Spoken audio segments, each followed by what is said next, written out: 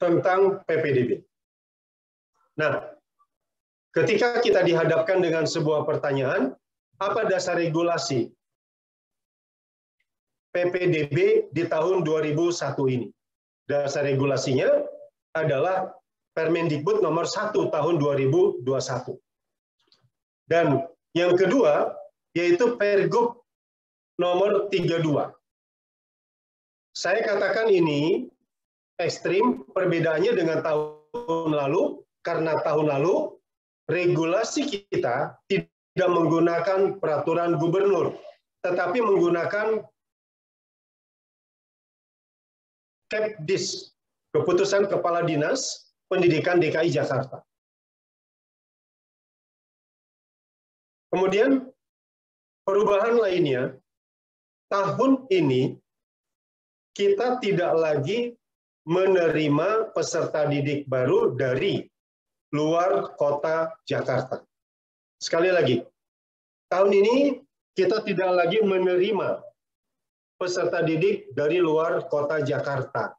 Dalam arti, kita tidak punya jalur luar DKI Jakarta. Nah, jalur yang digunakan adalah zonasi, afirmasi, perpindahan tugas, dan prestasi. Sebagaimana yang ada di Permendikbud nomor 1 tahun 2001, dan di sana tidak ada narasi, tidak ada kalimat yang menyatakan bahwa kita diminta atau menyiapkan untuk penerimaan jalur warga luar DKI. Tidak ada dalam Permendikbud nomor 1 tahun 2020. Dan untuk kepentingan di 2021. Oleh karena itu, teman-teman sekalian, saya mengajak teman-teman semua pada kesempatan ini, mari kita menyamakan persepsi, menyamakan pandangan. Kita ketahui bahwa di tahun 2020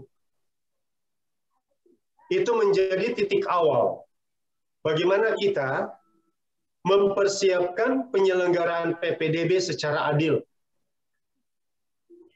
Sekali lagi, secara adil. Apakah sebelumnya tidak adil? Kita tidak katakan sebelumnya tidak adil. Tahun-tahun sebelumnya, sebelum tahun 2020, selama ini kita laksanakan PPDB dengan proses strategi yang memberikan kesempatan lebih banyak kepada mereka yang mempunyai nilai akademis yang tinggi. Sekali lagi, mereka peserta didik dengan capaian nilai akademis yang tinggi itu mendapatkan peluang yang besar untuk masuk sebagai peserta didik lewat PPDB di DKI Jakarta. Teman-teman pahami, kita ketahui ketika kita melakukan sebuah penelitian, sebuah riset, hasilnya itu dinyatakan bahwa hanya orang-orang dengan nilai akademik tinggi saja yang bisa masuk. Lalu bagaimana yang nilai akademiknya rendah? Peluangnya sangat kecil. Nah, kita ingin tahun ini mereka yang nilai akademiknya tinggi, nilai akademiknya rendah, tapi masih punya kesempatan. Hasil penelitian menyebutkan bahwa mereka yang punya nilai pendidikan akademik yang tinggi itu karena orang tua berpendidikan tinggi. Itu karena latar belakang orang tua dari sosial ekonominya memiliki kemampuan lebih. Teman-teman, mari kita sama-sama pikirkan bahwa banyak di DKI Jakarta yang sungguh ekstrim, karena di DKI Jakarta orang yang paling, mohon maaf, tidak punya, alias kumuh miskin, itu ada di Jakarta. Yang the have dengan kemampuan yang sangat tinggi dari sisi sosial ekonomi juga ada di Jakarta. Rasanya tidak adil ketika mereka sudah orang yang memiliki harta, kekayaan lebih, pendidikan tinggi, lalu sekolah gratis di Jakarta. Sementara mereka yang tidak punya, sosial ekonominya rendah, lalu mereka sekolah di swasta, mengeluarkan biaya yang tidak gratis karena masuk sekolah swasta. Nah, kondisi yang timpang itulah sebabnya maka di 2020 kita membuat sebuah perubahan yang luar biasa. Nah, itulah kondisi masalah panjang tentang bagaimana akses pendidikan di sekolah negeri di DKI Jakarta.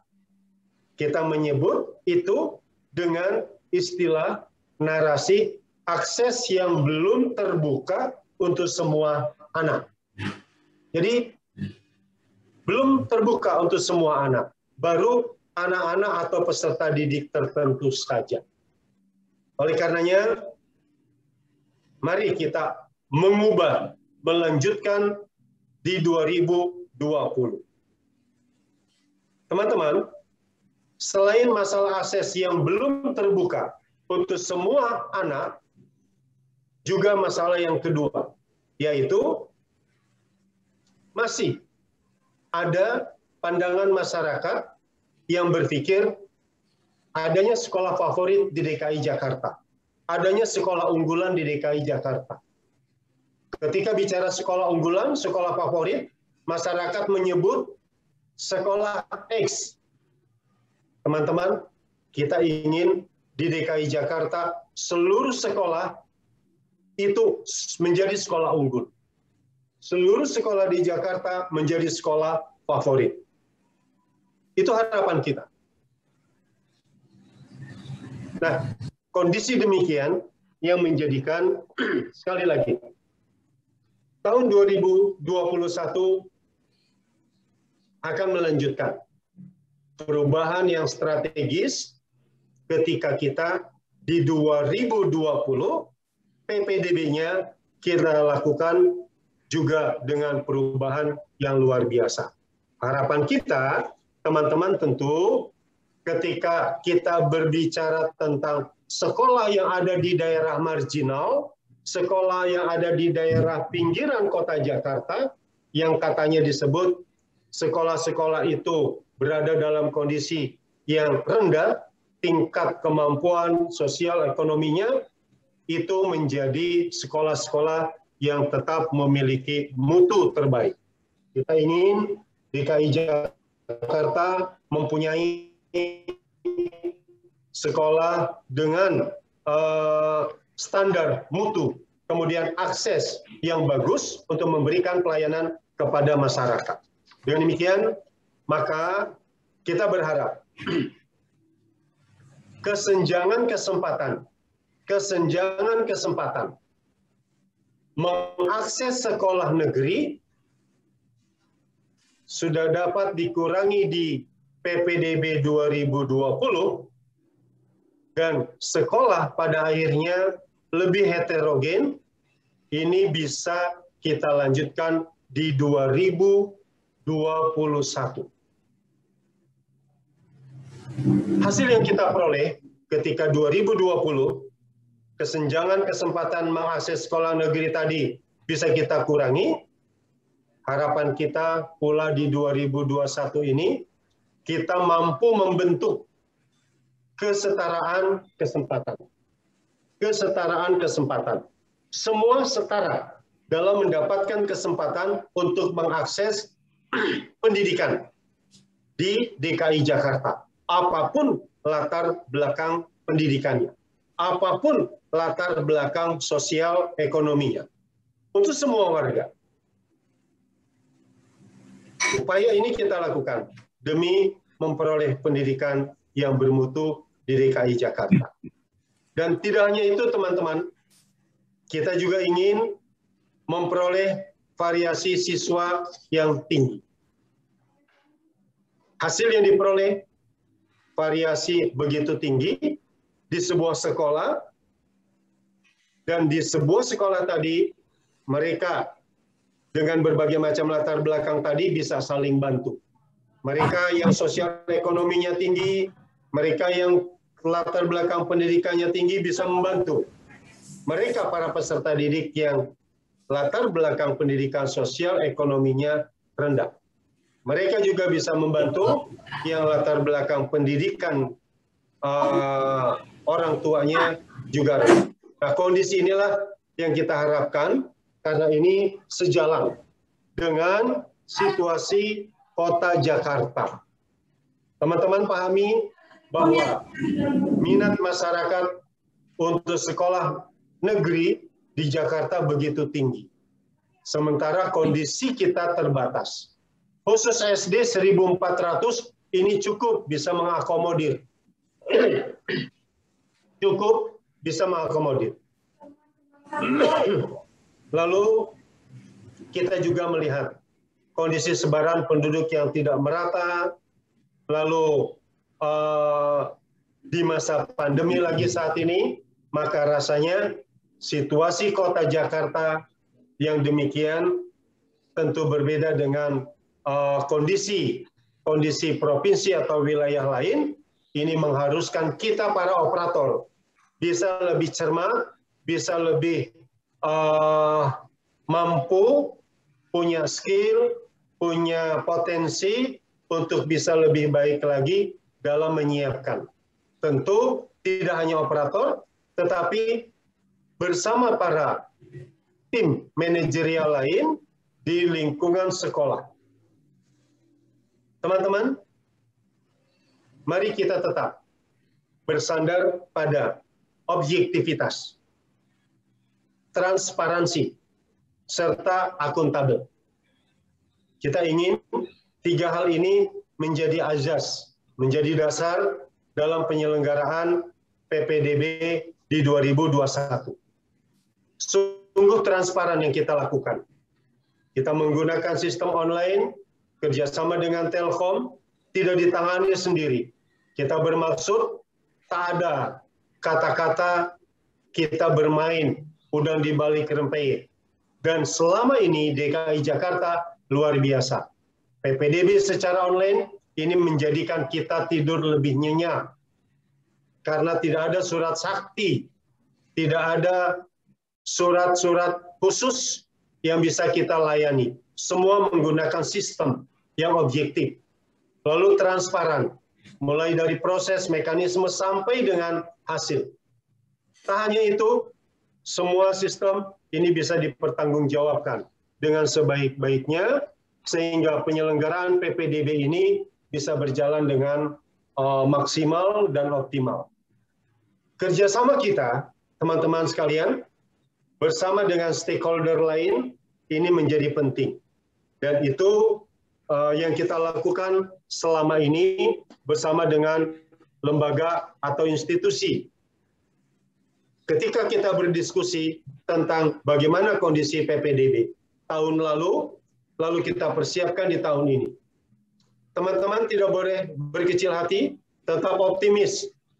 2020 cukup ramai kondisi mereka yang demo terhadap penyelenggaraan PPDB. Itu hanya orang-orang tertentu yang tidak puas, orang-orang kaya yang tidak puas.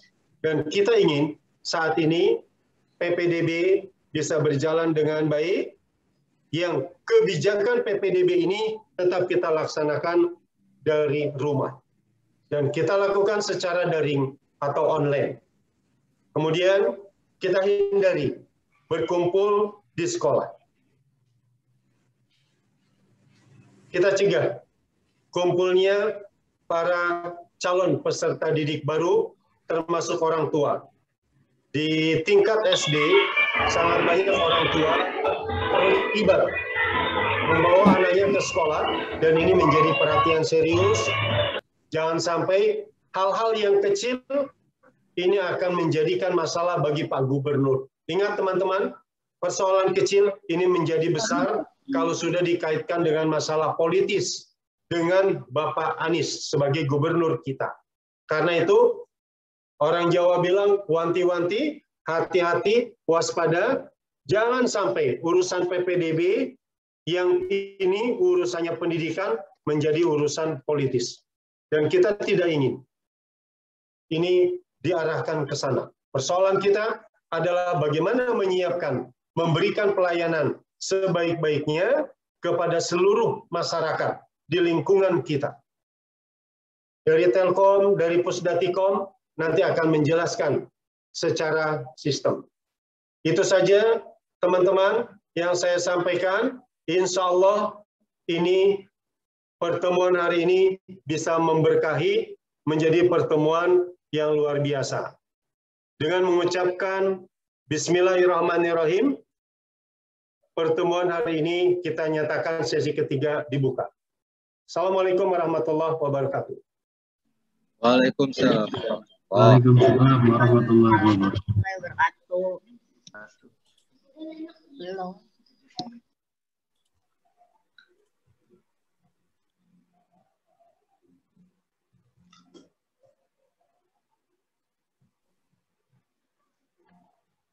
Baiklah Bapak dan Ibu yang kami hormati, demikianlah tadi arahan dari Kepala Pusdatikomdik Dinas Pendidikan Provinsi DKI Jakarta yang telah sekaligus membuka kegiatan ini secara resmi. Kepada Bapak kami haturkan terima kasih. Bapak dan Ibu yang kami hormati, selanjutnya akan disampaikan paparan penerimaan peserta didik baru online tahun pelajaran 2021-2022 oleh tim teknis PT Telkom Indonesia dan tim teknis PPDB Pusdatikomdik Dinas Pendidikan Provinsi DKI Jakarta. Kepada Bapak Difaf dan Bapak Marta, kami persilahkan.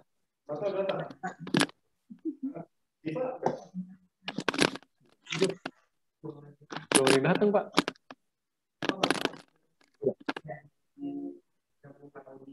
Mau masuk.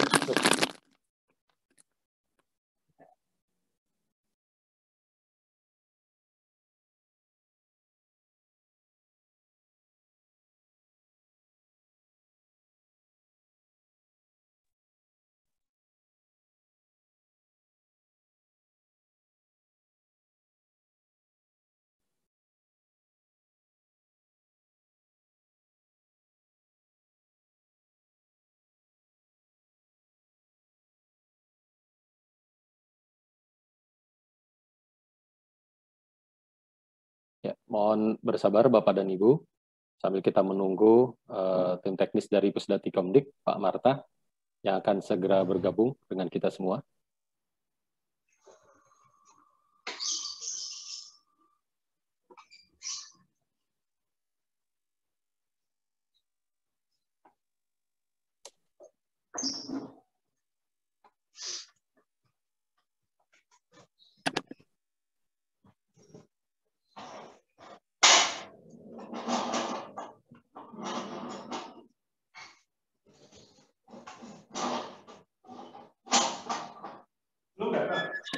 Sudah.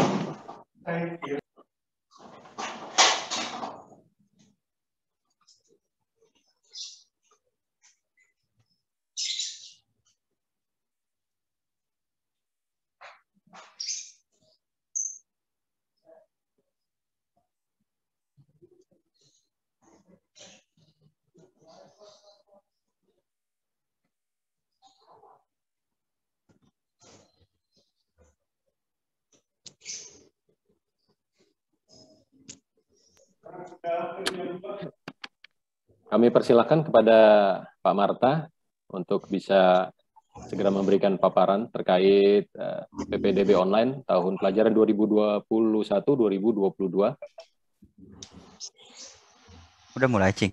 Sudah? Baru gue prepare laptop. Bapak udah selesai emang? Sudah, baru selesai. Oke. Bismillahirrahmanirrahim. Assalamualaikum warahmatullahi wabarakatuh. Waalaikumsalam warahmatullahi wabarakatuh. Selamat siang dan salam sejahtera untuk kita semua. Puji syukur kita panjatkan kehadirat Allah Subhanahu wa taala atas berkat rahmatnya kita dapat berkumpul melalui virtual Zoom dalam acara peningkatan pemahaman sistem PPDB online tahun pelajaran 2021-2022. Namun sebelumnya, atas nama pribadi, saya ucapkan selamat Hari Raya Idul Fitri. Taqabbalallahu minna wa minkum, taqabbal ya karim, minal aidin wal faizin. Mohon maaf lahir dan batin. Jika ada kesalahan kata, kesalahan sikap, WA yang nggak dibalas, WA yang nggak diangkat, secara pribadi saya minta maaf sebesar-besarnya. Oke, Bapak Ibu, sebelum kita memulai panduan teknis sistem PPDB online, alangkah baiknya saya ingatkan sekali lagi, Bapak Ibu operator SD wilayah Jakarta Selatan 1 dan 2 ini telah mendownload terlebih dahulu Pergub nomor 32 tahun 2021 tentang PPDB. Pergub tersebut sudah kita upload di web distrik kita. Di web distrik sudah bisa di-download, ya Bapak Ibu pelajari, di situ Bapak Ibu baca apa-apa aja sih perubahan besar, perbedaan antara PPDB tahun sebelumnya dengan tahun ini. Nanti setelah Pergub disusul keputusan Kepala Dinas. Keputusan Kepala Dinas ini mengatur aturan, mekanisme. Di situ di dalamnya ada jadwal, ada dasar seleksi, ada perhitungan, ada pembobotan. Di situ semuanya diatur dalam Kepdis PPDB. Nanti akan beberapa hari ke depan, insya Allah akan dimulai atau dipublish aturan keputusan Kepala Dinas tersebut. Kemudian Bapak Ibu yang perlu diperhatikan lagi, kami mohon maaf sebelumnya. Kami mohon maaf secara pribadi atau kedinasan, saya tidak bisa memberikan akun institusi PPDB saat ini. Biasanya kan kita setelah SOSIS tahun-tahun sebelumnya, biasanya kita habis SOSIS langsung dapat akun institusi. Namun untuk kali ini, karena tugas operator tidak terlalu banyak, tidak seperti tahun-tahun sebelumnya harus verifikasi berkas, makanya tidak kami berikan saat ini. Nanti insya Allah mungkin setelah beberapa hari ke depan lah saya berkoordinasi dengan bidang dan Telkom via apa akan dikirimkan akun institusi tersebut. Mungkin bisa lewat bidang, mungkin bisa lewat Sidanira, kita umumkan bahwa akunnya ini, usernya ini, aksesnya ini, bla bla bla dan lain sebagainya. Insya Allah beberapa hari ke depan akan ada info terkait pemberian akun institusi sistem PPDB online tahun pelajaran 2021-2022. Oke, Bapak Ibu, perlu diingatkan juga, yuk sama-sama berkali-kali saya ingatkan verifikasi nilai rapor di Sidanira, penginputan prestasi yang belum sempat diinput atau masih ada kesalahan nilai, yuk sama-sama lakukan verifikasi kembali. Operator sekolah bekerja sama dengan guru kelas, berkolaborasi dengan kepala sekolah dan orang tua, yuk sama-sama melakukan pengecekan. Kemarin kita buka sampai tanggal 30 April untuk masa sanggah, baik dari sisi orang tua maupun dari sisi operatornya sendiri, ternyata sampai saat ini masih ada perbaikan. Nah, oleh karena itu, sekarang kita buka nih, dalam artian buka bukan untuk keseluruhan sekolah, tapi hanya sekolah yang mengajukan permohonan perbaikan nilai, ada permohonan perbaikan identitas, atau permohonan perbaikan penginputan nilai prestasi misalnya.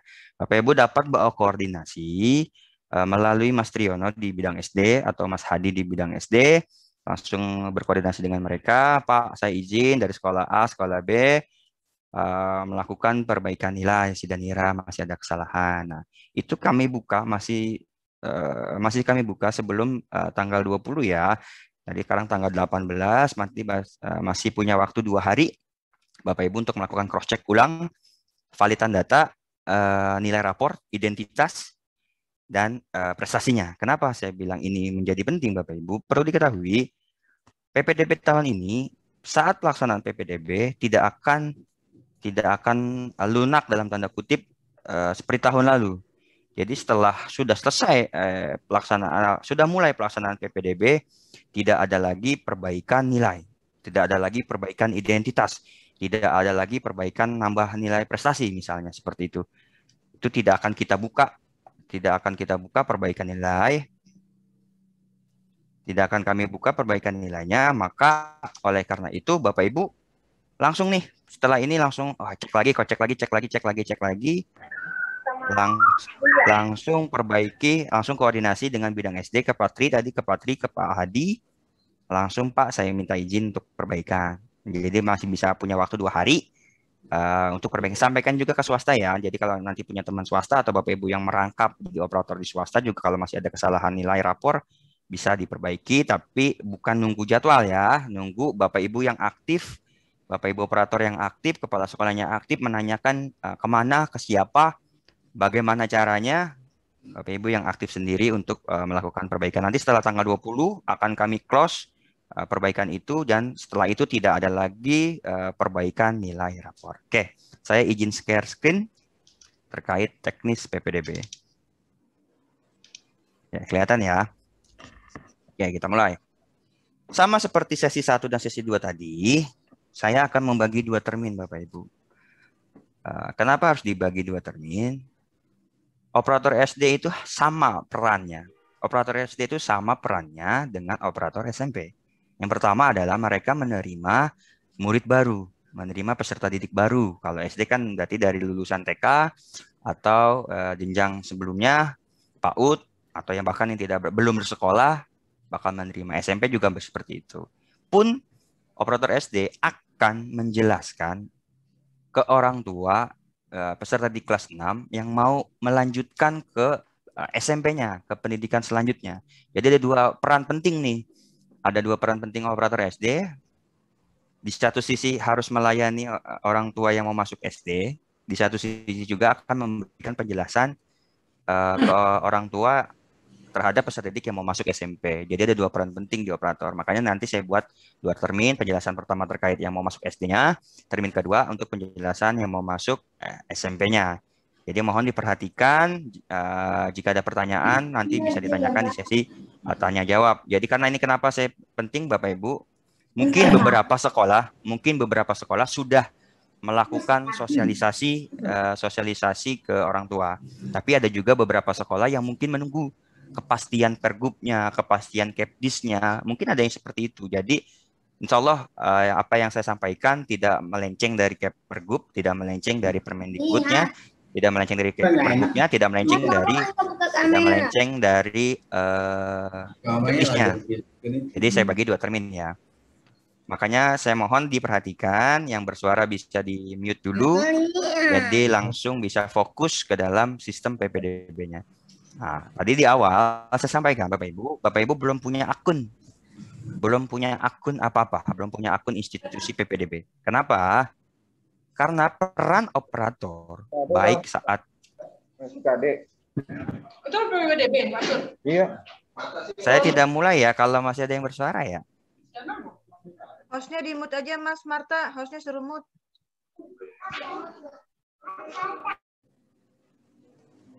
Apa? Di mute.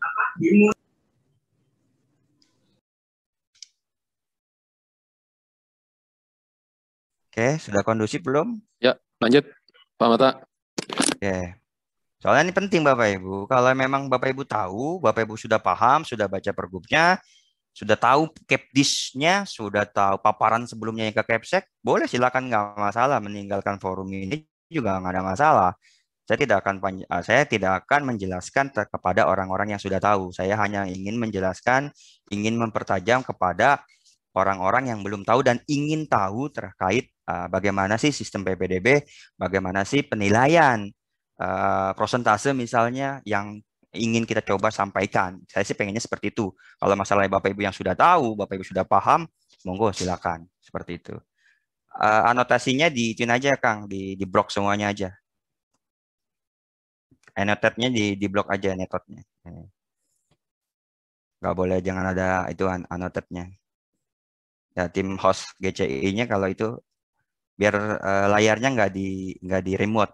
Nah, gitu. Hostnya siapa ya? Izin Pak Marta, untuk annotate itu ada di Pak Martanya. Saya host ya. Oke, sebentar. Iya, untuk jadi kalau misalnya share screen bisa Oke, siap. langsung. Oke, siap. Oke, kita lanjut. Untuk termin pertama, saya akan menjelaskan peran operator SD saat mereka akan menerima siswa baru kelas 1. Tadi di awal saya sampaikan, peran operator itu sudah diambil alih sekisaran 80% oleh admin dinas. Kenapa? Karena proses verifikasi berkas atau verifikasi dokumen yang biasanya dilakukan oleh operator sekolah sekarang sudah menjadi tugas dan tupoksinya admin dinas atau admin PPDB Dinas Pendidikan Provinsi. Jadi Bapak Ibu tidak perlu lagi verifikasi prapendaftaran, tidak perlu lagi verifikasi prestasi, tidak perlu lagi prestasi perpindahan tugas orang tua. Makanya saya bilang 80%. Kenapa? Karena 20%-nya masih jadi tugas operator nih. Apa itu, Pak? Yaitu verifikasi berkas inklusi. Itu masih di akun operator, belum diambil alih dari akun admin. Ya, mungkin bertahap ya. Sekarang masih di akun operator. Itu peran dari operatornya hanya sebatas verifikasi berkas inklusi. Itu pertama. Selanjutnya, tadi juga saya sampaikan peran operator SD ini agak unik sama dengan SMP. Pasti dimintain bantuan oleh orang tua. Pak, Bu, tolong saya mau pendaftaran. Bagaimana caranya? Saya nggak ngerti internet, saya nggak bisa buka browser gitu. Makanya mungkin bisa jadi peran Bapak Ibu di sekolah, di SD masing-masing, selain menjadi tim PPDB, panitia PPDB sekolah, pasti juga membantu orang tua saat melakukan pendaftaran di ajuan akun. Nanti Mas Difab dari Telkomnya yang akan menjelaskan tata cara pengajuan akun. Saya nggak sampai sejauh itu, saya hanya sebatas pengantar dulu aja di termin pertama ini. Oke, di layar Bapak Ibu bisa perhatikan sama dengan tahun lalu. PPDB SD itu hanya mengakomodir 3 jalur utama. Pak, itu ada 4 ya. Sesuai dengan Permendikbud ada 4 jalur, yaitu afirmasi, zonasi, perpindahan tugas orang tua, dan jalur prestasi. Nah, karena SD tidak mengakomodir prestasi dari lulusan TK, prestasi dari lulusan PAUD, makanya jalur prestasi untuk jenjang SD tidak ada. Jadi SD itu 3 jalur utamanya tetap zonasi, afirmasi, pindah tugas orang tua dan anak guru. 3 jalur itu ada 4 pada tahap akhir. Ya, tahap akhir dilakukan jika hanya di sekolah Bapak Ibu masih memiliki akun sekolah.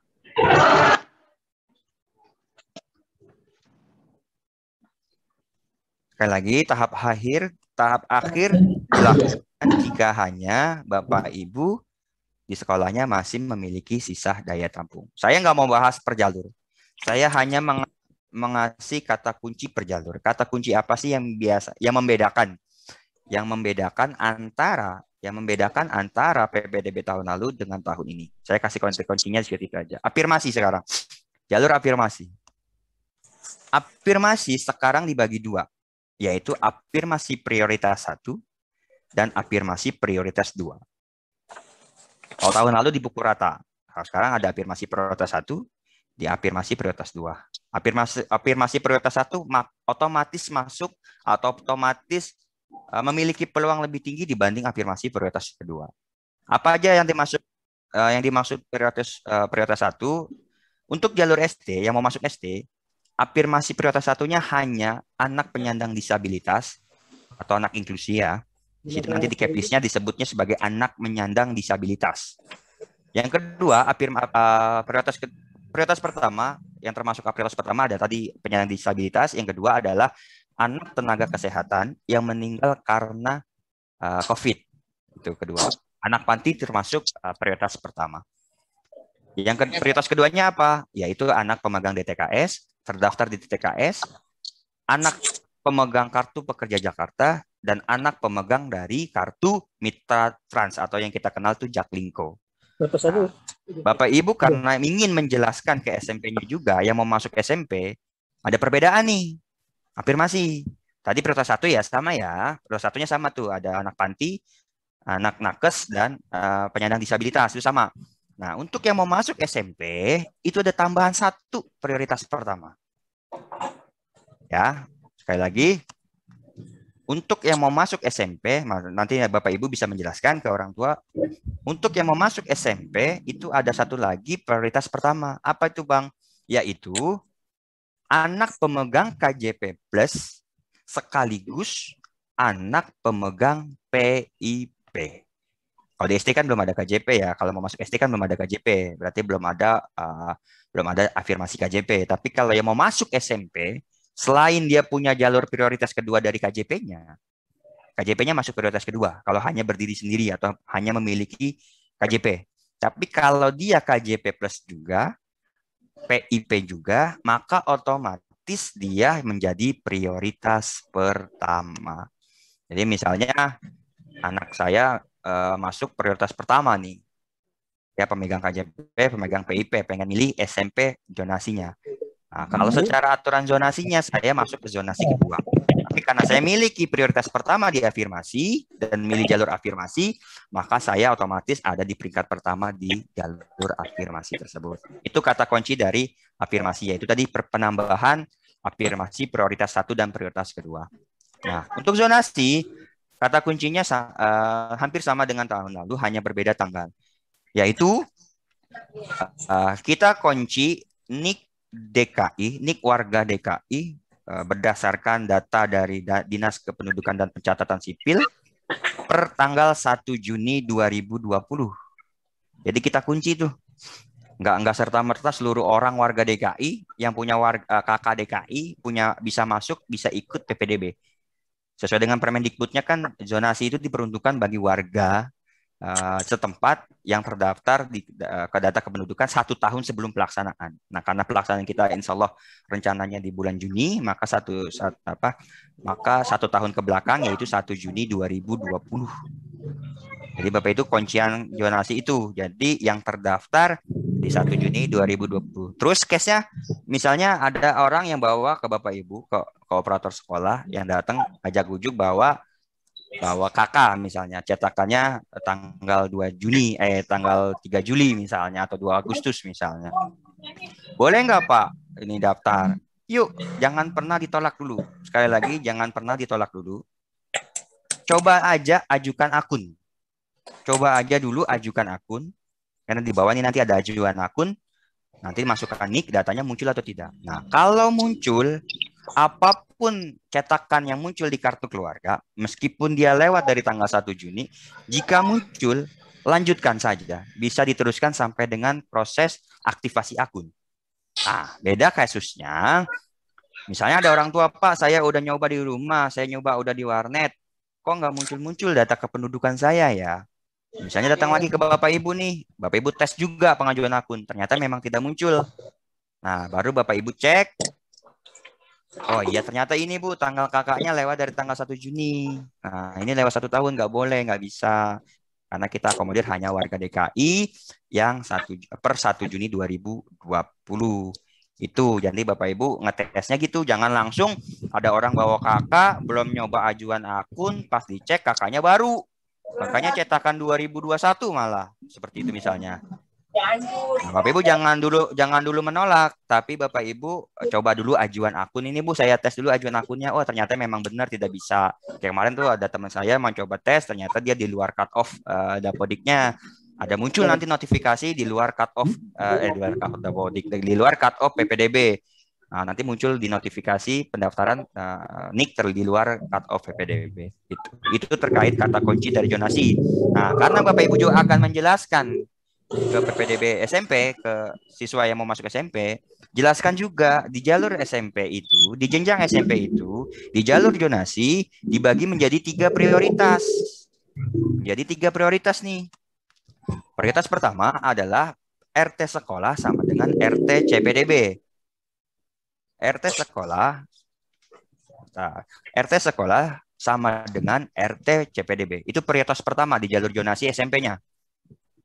Nah, prioritas kedua adalah RT yang bersinggungan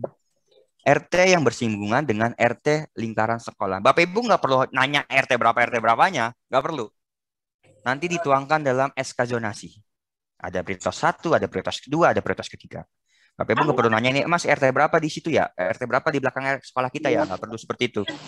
Nanti dituangkan dalam SK zonasi, Bapak Ibu hanya menjelaskan untuk masuk SMP itu di jalur zonasi, itu dibagi 3 prioritas. Prioritas pertama, prioritas kedua, dan prioritas ketiga. Prioritas pertama tadi RT sama dengan RT sekolah. Prioritas kedua adalah RT yang bersinggungan dengan RT sekolah. Dan yang ketiga adalah kelurahan atau irisan kelurahan yang ada atau yang sama dengan kelurahan sekolah. Jadi kalau kita tuh jemputnya jalur umum dulu, jalur umum di donasi dulu tuh di kelurahan itu irisan kelurahan. Nah sekarang kita persempit RT dulu yang masuk, terusnya irisan RT yang masuk, irisan kelurahan yang masuk. Nah Pak sebar tuh, tetap pakai usia nggak Pak? Tetap pakai usia nggak seleksinya? Nah gini, skema usia itu baru bakal terseleksi menggunakan jika sudah masuk ke prioritas ketiga atau ke zonasi kelurahan. Nah, kalau masih ada prioritas 1 di wilayah tersebut atau di sekolah tersebut, maka yang prioritas 1 akan menggeser yang prioritas 3. Prioritas 1 dulu dikumpulkan, prioritas 2 dulu dikumpulkan, nah baru prioritas ketiga diseleksi berdasarkan usia. Kalau prioritas 1-nya, kan tahun lalu tuh rame, usia 11 tahun, usia 12 tahun masuk SMP, kalah dengan usia 14 tahun, padahal yang usia 12 tahun itu rumahnya deket atau bersampingan dengan sekolah. Nah, sekarang kita balik.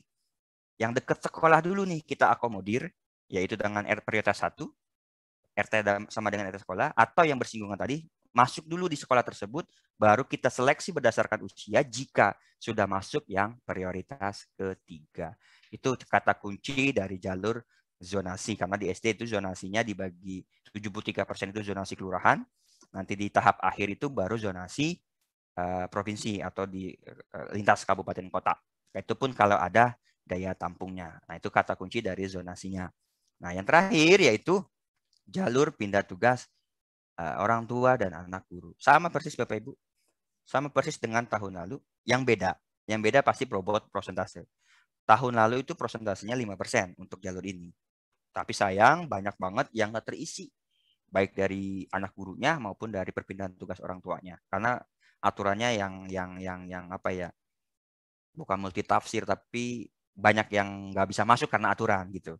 Nah, tahun ini skupnya kita perkecil, prosentasenya kita perkecil, tapi skup syaratannya kita perluas. Tahun lalu untuk jalur perpindahan tugas orang tua itu hanya mengakomodir TNI, ASN, Polri tahun lalu. Nah, untuk tahun ini kita mengakomodir lembaga, perkantoran, swasta, BUMN, BUMD, ataupun apapun bentuk perusahaan yang sifatnya memang ada surat tugas pindah ke Jakarta dari manapun, dari Surabaya, dari Jawa, dari Makassar misalnya, jika dibuktikan dengan surat tugas orang tua, surat tugas pindah orang tua, karena ada suatu hal dipindah tugasnya, bapaknya TNI di Surabaya, dipindahkan bertugas di Halim misalnya, di Makassar misalnya, maka otomatis dia bisa ikut jalur pindah tugas orang tua. Tapi sekali lagi meskipun diperluas, sekupannya diperluas, tapi ada syarat khusus Bapak Ibu. Ada syarat khusus yang bisa mengikuti jalur pindah tugas orang tua. Yang pertama syarat khusus, wajib memiliki surat tugas tadi. Surat tugasnya itu nggak bisa berlaku mundur. Dia harus 1 tahun mulai dari tanggal 1 Juni sampai dengan pelaksanaan PPDB. Berbeda dengan tadi NIK. Kalau NIK itu paling lambat 1 Juni. Nah, kalau yang jalur tugas orang tua itu dimulainya tanggal 1 Juni sampai dengan pelaksanaan PPDB. Jadi dia maju. Dimundur startnya dari 1 Juni maju sampai dengan pelaksanaan PPDB. Karena jadwal perpindahan tugas orang tua ini panjang. Panjang banget sampai pelaksanaan PPDB dia masih ada jalur ini gitu. Syarat pertamanya itu harus punya surat tugas pindah orang tua. Syarat keduanya, wajib memiliki surat keterangan pindah domisili. Wajib. Kalau tahun lalu itu administrasi kependudukannya yang berubah. Makanya banyak yang kuotanya banyak, tapi yang masuk sedikit. Karena di prosedur ini yang banyak nggak bisa nih. Di persyaratan ini yang banyak kepentok. Karena perpindahan administrasi kependudukan tidak serta-merta langsung berubah hari itu juga.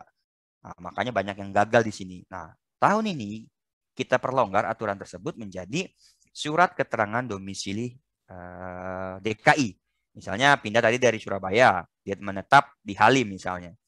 Nah, itu bisa langsung minta surat keterangan domisili ke kelurahan setempat bahwa yang menyatakan memang benar menjadi warga atau pindah domisili sementara biasanya ya di Halim, kelurahan Halim misalnya.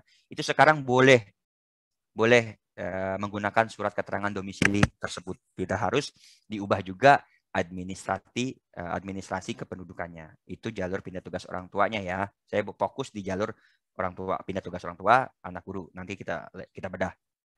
Nah, di perpindahan tugas orang tua ini, CPDB berhak atau bisa memilih 3 sekolah. Bisa memilih 3 sekolah. Nanti Kang Difab yang menjelaskan, saya hanya panduan ya. 3 sekolah. Nah, bedanya, kita langsung masuk ke ke yang anak guru nih. Tadi pindah tugas orang tua, sekarang anak guru. Bedanya, kalau anak guru itu hanya 1 sekolah. Meskipun sama-sama jalur perpindahan tugas orang tua dan anak guru, yang ini 3 sekolah, yang anak pindah tugas orang tua, yang anak guru hanya bisa mengakomodir 1 sekolah. Kenapa Pak kok cuma hanya 1? Ya, karena syarat khususnya, kalau tadi 2 ya, kalau tadi yang pindah tugas orang tua itu 2. Kalau yang anak guru itu hanya 1 syaratnya, yaitu harus dituangkan dalam surat keputusan kepala sekolah tempat dia mengajar. Jadi nggak boleh tuh lintas jenjang. Gurunya ngajar di SD, anaknya mau masuk SMP. Nah, itu nggak boleh lewat jalur ini karena harus dituangkan melalui SK keputusan surat keputusan kepala sekolah tentang guru ini memang benar mengajar di sekolah tersebut. Ini sama, tahun lalu juga sama, nggak boleh. Nah, jangan sampai ditemukan ada manipulasi data SK.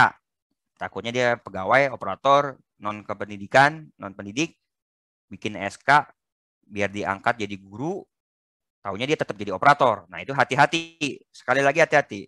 Jangan sampai ditemukan kasus seperti itu. Karena ini sensitif. Kalau anak guru pindah tugas orang tua itu sensitif. Bisa aja siapa aja bisa meriksa. Benar nggak dia guru di sini? Benar nggak dia anaknya ini? Benar nggak dia ini? Hati-hati. Anak kandung ya. Pokoknya yang anak yang bersangkutan. Tadi ada yang nanya saya di sesi kedua. Bang, bagaimana kalau cucunya guru? Ya nggak bisa.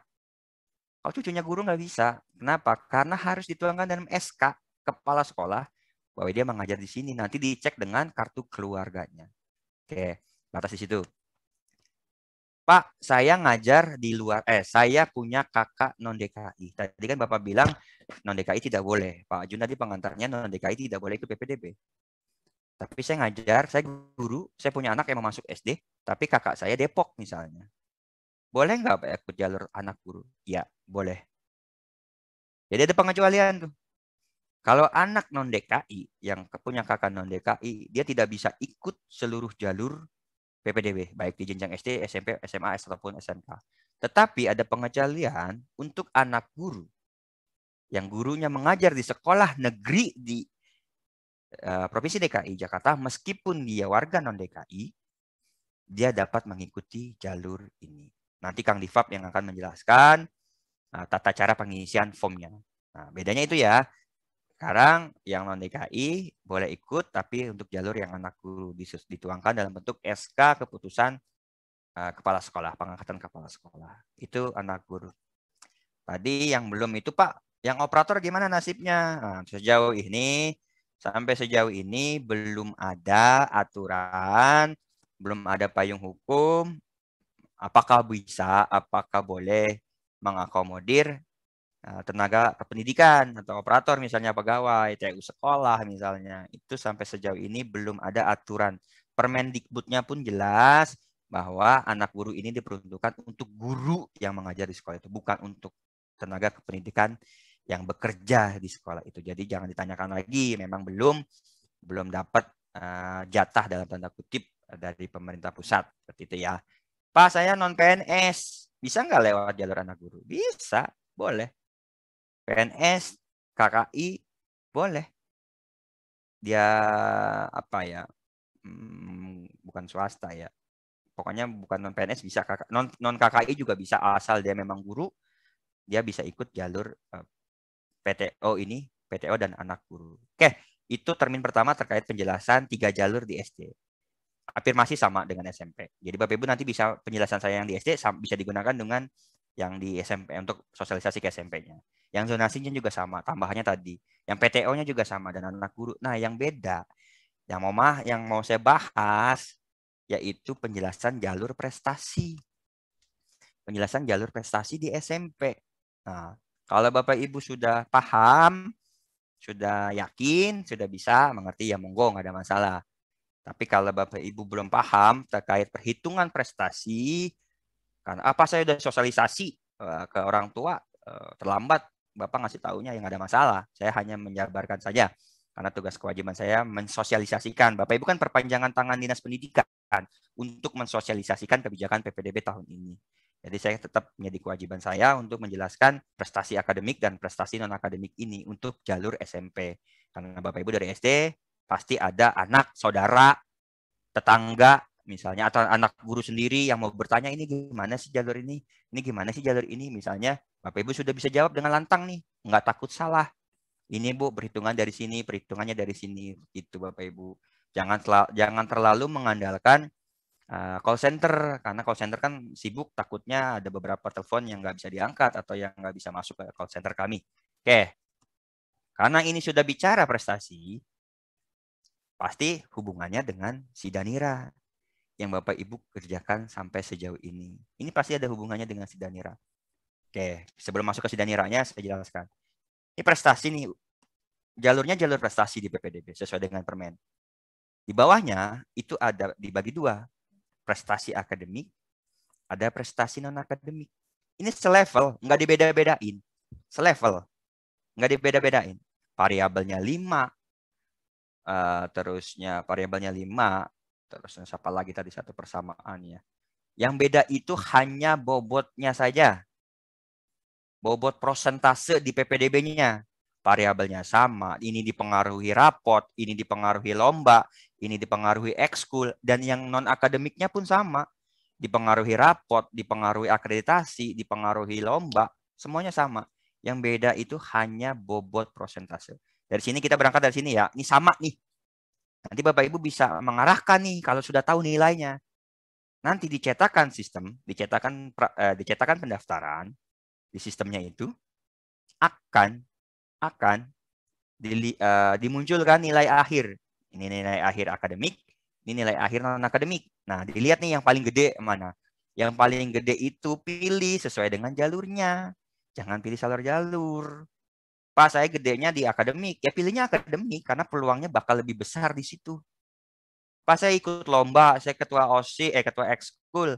Pilihnya non akademik karena di prosentasenya bobotnya lebih besar di situ. Pak, saya hanya punya rapor. Jangan dipaksa ikut non akademik karena bakal kalah hanya oleh orang yang punya 1 sertifikat. Nanti saya jelaskan. Pasti bakal kalah. Itu pengantar dari prestasi akademik. Nah, sekarang ke Sidanira. Di akun kami, di akun Dinas Pendidikan, itu ada menu perhitungan PPDB prestasi. Ini kan yang saya jelaskan ke Bapak Ibu. Nah, nanti saya minta izin ke pimpinan apakah boleh menu ini dibuka juga di sekolah. Biar sekolah Bapak Ibu bisa ngecek nih, persentilnya berapa, prestasi akademiknya berapa, itu kita bisa ngecek masing-masing. Nanti saya minta izin, tapi saya nggak menjanjikan boleh atau tidaknya. Tapi saya berusaha biar Bapak Ibu bisa melihat nih, mantau. Wah, tadi Bang Marta bilangnya ini benar nggak ya? Benar nggak ini? Seperti itu. Nah, kita ngambil contoh satu sekolah ya, nanti saya jelaskan. Saya ngambil yang ada prestasinya aja biar gampang dijelaskan. Jangan SMP. Tadi SD.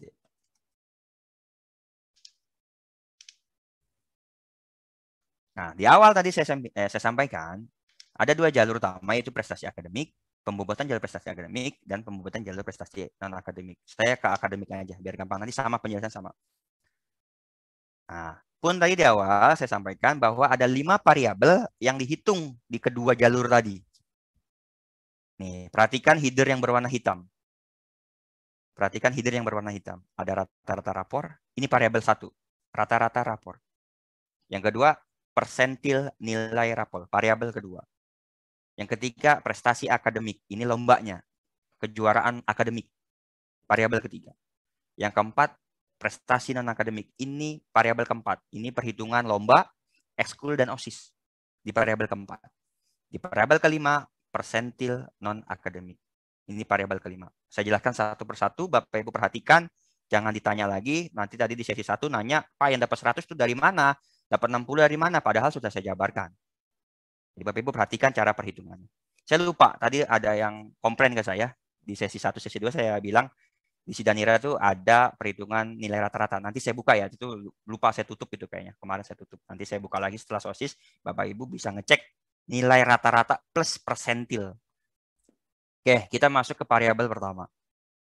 Tahun lalu, nilai rapor ini langsung dikalikan dengan nilai akreditasi.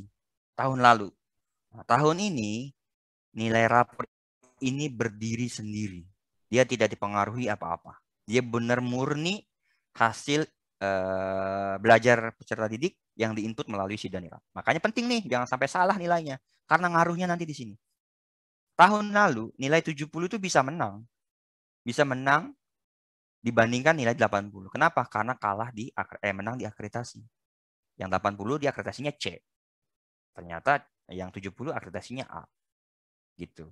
Atau bahkan yang swasta lebih jreng lagi, up lagi naiknya. Nilainya akreditasinya A, nilainya di atas 90 semua. Bisa seperti itu tahun lalu. Nah, tahun ini kita nggak mau seperti itu. Akhirnya nilai rapor berdiri sendiri. Nilai rapor ini akan langsung dikalikan dengan bobot prosentase. Ini bobot prosentase sesuai dengan Keptis ya.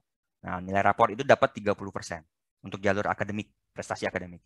Nanti non-akademiknya Mas Divak yang menampilkan hitungannya. Oke, variabel pertama simple. Hanya rata-rata 5 semester. Hanya rata-rata nilai rapor 5 semester. Dan saya janji setelah SOSIS ini saya buka yang rata-rata di tab rata-rata nilai rapor di Sidanira biar Bapak Ibu bisa ngecek nih mana sih yang paling tinggi, mana sih yang paling rendah. Nanti saya bantu itu. Kita masuk ke variabel kedua. Ini variabel susah-susah gampang. Cara mencarinya susah-susah gampang. Tapi ya memang gampang sebenarnya, tapi Bapak Ibu tolong diperhatikan. Persentil nilai rapor. Persentil nilai rapor. Nama variabelnya persentil nilai rapor. Di Keptisnya itu persentil nilai rapor. Itu variabel kedua. Yuk, lihat di depan. Asumsikan nama sekolah ini nama sekolah Bapak Ibu. Ya, Srengseng Sawah, Jagakarsa, apalagi ini Kenari tadi saya lihat ada itu. Asumsikan ini nama sekolah Bapak Ibu.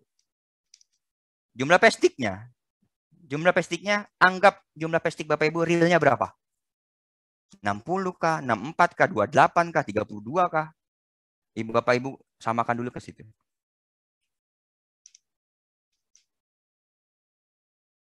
Terus asumsikan akreditasi Bapak Ibu, sekolah Bapak Ibu. Asumsikan akreditasi sekolah Bapak Ibu. A kah, B kah? Itu asumsikan sekolahnya, akreditasinya sekolah Bapak Ibu. Nah, untuk yang top persentilnya, saya yang menjelaskan. Pak, ini SD Islam Al-Azhar 8 Kembangan, kok dapatnya 30 ya? Dapatnya 30 ya? Misalnya seperti itu.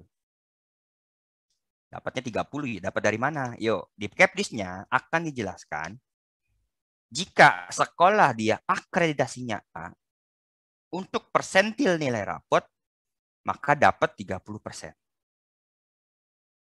Jika akreditasi sekolahnya B, maka untuk variabel persentil nilai rapor, dapatnya 20%.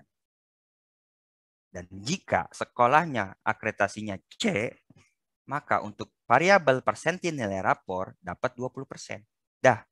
10%, mohon maaf. Jadi 30 ini diambil dari akreditasi A, dapatnya 30%. Ini belum menjawab. Dapat dari mana 100, dapat dari mana 60, belum menjawab. Saya hanya mengasumsikan dari Bapak Ibu berangkatnya dari sini dulu, perhitungan persentilnya. Berangkatnya dari sini dulu, dari jumlah pestik, akreditasi, top persentil. Dari situ dulu berangkatnya. Nah, ini apalagi Pak, letak persentil nih dapat 39. Yuk perhatikan. Jumlah pesdiknya 130. Jika dikali dengan 30%, karena dia akreditasinya A, dapat 30%, jumlah seluruh pesdik, Bapak Ibu bisa ngitung nih sekarang nih, mungkin dicoret-coretan. Wah, menurut saya 60. Akreditasinya 30. Berarti letak persentilnya ada di 18. Nah, ini karena ini 130, dikali 30%, maka letak persentilnya 39. Maksudnya apa? Urutkan dulu nilai rata-rata rapor 5 semester dari yang tertinggi ke yang terendah. 100, 90, 80 itu diurutkan dulu sampai seluruh jumlah pesdik Bapak Ibu. Dapat nih urutan ke 39. Yuk kita cek di urutan 39. Nah, atas nama siapa di urutan 39? Kita cek ya, atas nama Kenzi Prayoga. Nah, caranya dari sini sudah mulai kebentuk nih, sudah kelihatan nih. Oh, ternyata letak persentilnya di situ ya, 39. Nilainya berapa nih nilainya? 93,05. Nilai rata-rata akhirnya 93,05. Nah, baru dah kita mulai ke pembobotan. Tadi kan udah dapat nih, letaknya 39, nilainya 93,05. Nah, baru kita masuk ke pembobotan. Jika nilainya sama dengan lebih dari atau sama dengan nilai minimal letak persentil, maka dia dapat bobot 100. Sisanya dapat bobot 60 yang tidak termasuk persentil. Wah, ribet banget Pak cara bacanya. Iya, memang benar ribet. Tapi pahamin dulu. Bapak Ibu udah dapat nih 39. Anggaplah gini simpelnya deh, ini karena bilangannya nggak genap. Muridnya 60. Kali 30% berarti 18. Berarti yang 18 ini dapat 100. Dah simpelnya seperti itu. Kalau kondisinya nilainya beda antara yang nilai 18 dengan nilai yang ke-19-nya beda.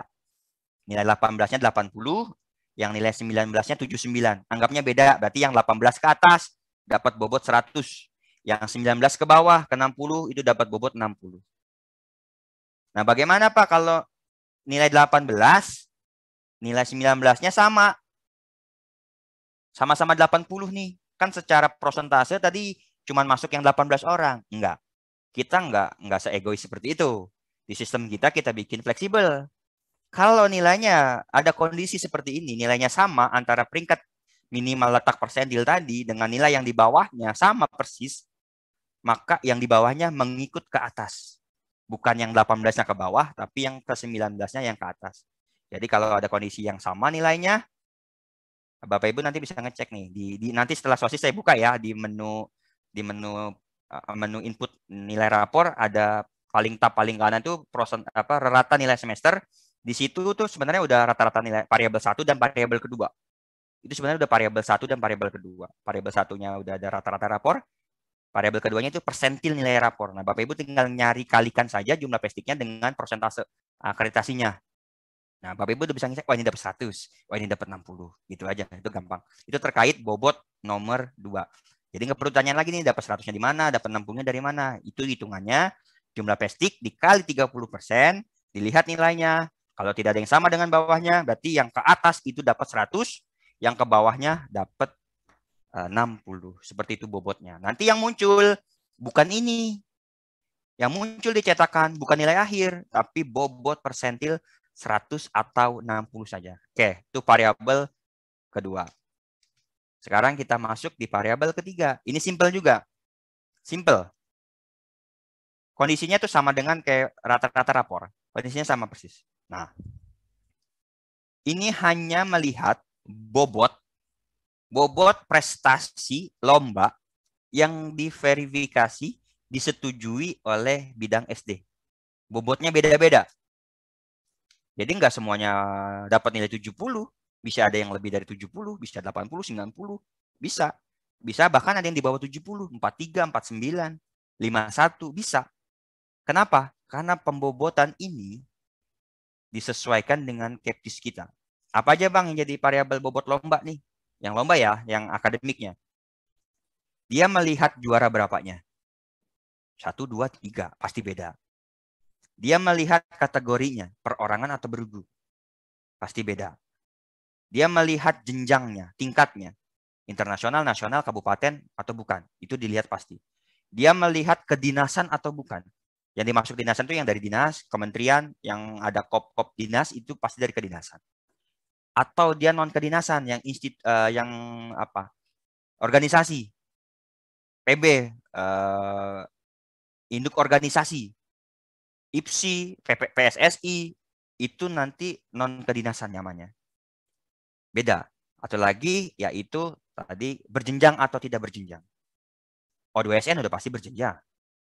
OSN sudah pasti berjenjang. Nah, kan ada yang langsung tuh loncat tuh. Tahu-tahu dia ikut lomba drum band tingkat internasional. Itu kan loncat langsung. Drum band itu punya induk organisasi. Berarti kan kedinasan menganggaplah. Tapi dia karena loncat langsung ke internasional, dianggapnya tidak berjenjang. Nah, ini bobotnya. Bapak Ibu nggak perlu mikirin nih bobot siapa yang ngasih, nggak perlu. Tapi dipikirkanlah, ini bobot sudah divalidasi, sudah diperiksa oleh admin dinas pendidikan, sedetail mungkinnya, tidak dibeda-bedakan nilai satu dengan nilai yang lainnya. Itu. Nah, bobot ini langsung dikalikan dengan bobot prosentase. Tuh. Ya, dikalikan. Tadi yang persentil, 60-nya, 100-nya langsung dikalikan dengan persentilnya. Jadi simple. Kalau sudah dapat seperti ini, tinggal dikalikan dengan nilai yang di atasnya. Simple. Kalau itu sampai sini. Oke, variabel ketiga itu simple. Karena bobot lombanya langsung dikalikan dengan bobot prosentasenya. Sama persis dengan yang perhitungan nilai rapor. Oke. Ini bobot terakhir, bobot keempat. Karena ada 5 variabel ya. Ini variabel keempat. Ini variabel yang paling susah dimengerti. Paling susah dihitung. Saya pun berkali-kali ganti-ganti rumus untuk mencari nilai yang fix terkait perhitungan variabel prestasi non-akademik. Kenapa kok ribet banget? Kalau di akademik kejuaraan itu hanya melihat sertifikat lomba, hanya melihat sertifikat lombanya saja. Tetapi untuk variabel keempat ini, prestasi non-akademik, dia harus melihat lombanya, OSIS-nya, ekskulnya. Harus 3 dulu dikumpulin. Nggak bisa langsung lombanya doang, langsung kali bobot. Nggak. Tapi jumlah kejuaraan, jumlah OSIS-nya, bobotnya berapa, jumlah ekskulnya, indeksnya berapa. Baru dapat nilai akhir. Ribet kan? Nah, nggak perlu ribet karena Bapak Ibu nggak menghitung ini. Kita abaikan SD. SD itu nggak punya OSIS ya. Kita asumsikan SD tidak punya OSIS. Baik negeri maupun swasta, SD itu tidak punya OSIS. Kita abaikan. Tetapi karena variabel ini masuk ke dalam kelima variabel utama di prestasi, maka masih tetap muncul dengan nilai 0. Pasti 0. Oke, tadi kejuaraan. Kita cek adakah di sini yang memiliki kejuaraan. Nah, kejuaraannya, tadi kan tuh bobot tuh dapat tuh. Yang ininya sama. Ini berdasarkan Keptis, berdasarkan tabel Keptis. Sama persis. Bobotnya juga sama, dan diambil dari situ. Kalau tadi yang prestasi akademik, yang variabel nomor 3, ini nilai 89, ini langsung dikali ke yang prosentasenya, persentase prestasi jalurnya. Kalau di sini enggak, kalau di sini jangan dikali dulu, nggak bisa langsung dikali ke bobot, nggak bisa langsung dikali ke bobot prestasinya, tapi dikalikan dulu dengan bobot variabel. Oh, beda kan? Kalau tadi bobot prestasinya langsung dikali bobot jalur, bobot PPDB yang akademik tadi. Tapi kalau yang perhitungan non-akademik, bobot prestasinya ini dikalikan dulu dengan bobot per variabel. Ini kita asumsikan indeks deh, nggak usah variabel karena takut sama. Ini indeks 1 kejuaraan. Ini indeks keduanya OSIS. Ini indeks ketiganya ekskul. Dia dikalikan dulu dengan indeksnya masing-masing. Kejuaraan itu punya indeksnya paling tinggi, yaitu 50%. OSIS itu indeksnya paling tinggi, yaitu tinggi kedua, yaitu 30%. Dan OSIS ekskul itu indeksnya 20%. Jadi kalau dijumlahkan 100%. Jadi yang ini dikalikan dulu ke 50%, dapatnya 44,5. Nah, kita asumsikan Naira Putri Dorzi, dia juga punya ekskul. asumsikan aja ini kan nggak ada nih. Ini kan real, data real, nggak punya ekskul. Asumsikan Naira ini punya ekskul. Dia sebagai ketua. Maka dapat bobotnya itu 100. Ketua itu 100, pengurus ekskul itu 67, anggota pengurus itu 33. Asumsikan ini dia punya ketua. Jadi dapatnya 100 di sini. Nah, ini 100 ini dikalikan dulu ke 20%, dapatnya 20. Maka nanti 44 ditambah ini, hasilnya ini. Nah, hasil inilah yang akan dikalikan dengan 5% prestasi non-akademik. Di sininya udah tinggi banget. Kok cuma dapatnya 5%? Iya, karena ini non-akademik. Makanya ngikutnya non-akademik juga. Bobotnya gede gitu. Biar adil. Yang satu hanya mengandalkan rapor, tapi nggak punya prestasi. Tapi yang ini punya prestasi, tapi dikasih bobot kecil. Nah, dia kalau mau ngikutnya yang non-akademik karena bobotnya besar. Oke, simple. Hitungnya dari situ, dari 3 indeks ini, kejuaraan, OSIS, dan ekskul. Dijumlahkan, ini jumlah, dapat nilai akhir, itu yang dikalikan. Nah, kita ke variabel terakhir. Ini variabel terakhir, yaitu persentil non-akademik. Ingat nih ya, Bapak Ibu, kalau nama variabelnya, karena dia ada 5 variabel. Cara gampangnya gini, kalau nama variabelnya mengandung kata-kata persentil, kalau nama variabelnya mengandung kata-kata persentil, pasti dia punya 3 aspek. Aspek apa aja, Pak? Yang pertama, akreditasi sekolah ngikut di situ. Akreditasi sekolah ngikut di situ.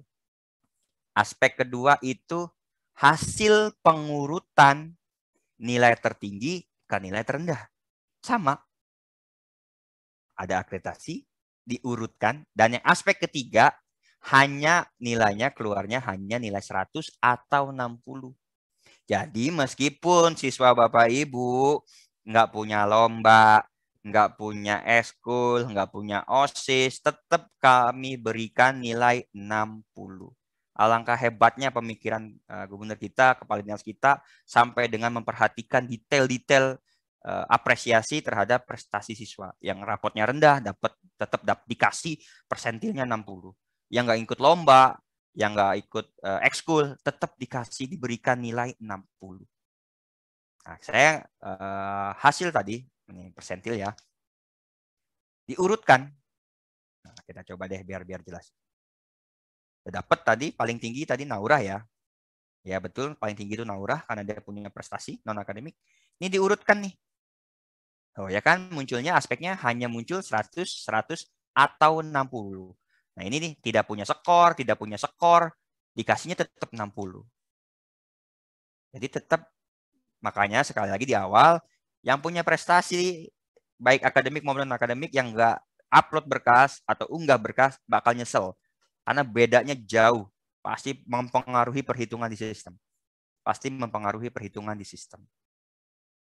Nah, bedanya persentil raport dengan persentil non-akademik, bedanya hanya di akreditasi. Persentase top persentilnya. Top persentilnya beda. Kalau yang A di raport itu dikasih 30% teratas. Kalau yang prestasi non-akademik atau persentil non-akademik itu kita ngambil yang akreditasinya A itu 10%. Misalnya tadi kan top 30-nya ini 39. Karena ini lomba prestasi non-akademik, kita ambil hanya 10 dari 130. Berarti hanya 13 orangnya. Nah, 13 orangnya. Nah, 13 orang, Pak. Ternyata 13-nya itu nggak punya prestasi apa-apa. Ya, dia nggak dapat 100. Meskipun secara hitungan matematiknya, secara matematisnya dia ngikut yang 100, tapi kalau yang untuk bobot persentil ini, kalau dia di 13-nya ini belum nggak punya apa-apa, dapatnya nggak 100. Keenakan nantinya gitu, karena dia menang rata urutan aja. Enggak. Tetap kita secara detail, kita perhatikan cara perhitungan persentil ini, Bapak Ibu. Oke, simple, jelas, bisa Bapak Ibu pandu nanti, bisa Ibu jelaskan ke orang tua tata cara perhitungan prestasi ini. Nah, kenapa saya sampaikan sekali lagi, bukan misalnya saya udah sosialisasi Pak, nggak perlu, ya silahkan, nggak ada masalah. Tapi takutnya nanti ada yang bertanya ke Bapak Ibu. Nanti akan dilanjutkan dengan Mas Difaf terkait pengajuan akun, tata cara pengajuan akun. Nanti saya akan bergabung kembali di sesi tanya jawab. Saya akhiri, saya kembalikan ke Mas Tifab, langsung Mas Tifab. Saya akhiri, Wassalamualaikum warahmatullahi wabarakatuh.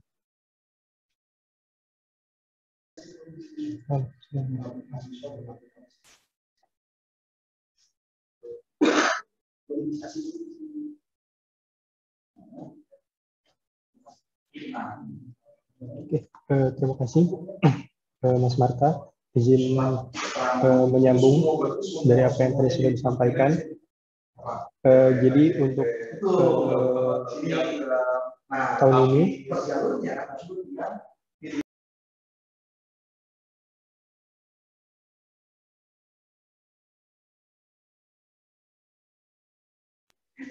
jadi untuk tahun ini ada dua mekanisme. Pertama, mekanisme seperti tahun lalu, yaitu ajuan akun. Kemudian yang kedua, untuk PTO, ini mekanismenya menggunakan pengajuan pendaftaran. Oke, jadi untuk ajuan akun ini masih sama seperti tahun lalu, menggunakan NIK sebagai basis datanya.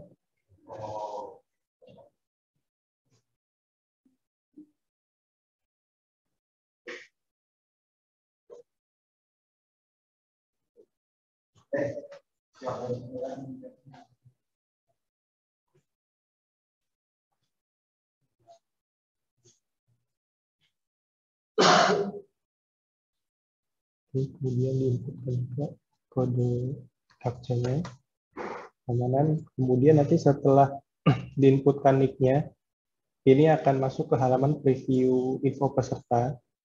Ini bisa di review dulu sesuai datanya, kemudian ada kolom isian, ada yang opsional, ada yang wajib. Untuk nama orang tua ini sifatnya wajib, namun untuk yang nomor akta kelahiran dan nomor HP atau telepon ini opsional. Cuman untuk telepon lebih baiknya itu diisi, karena nanti misalnya ada perlu dihubungi dan sebagainya, itu bisa melalui channel ini. Kemudian lanjut. Nah, nanti di sini ada agreement yang perlu disetujui untuk bisa lanjut ke aktivasi.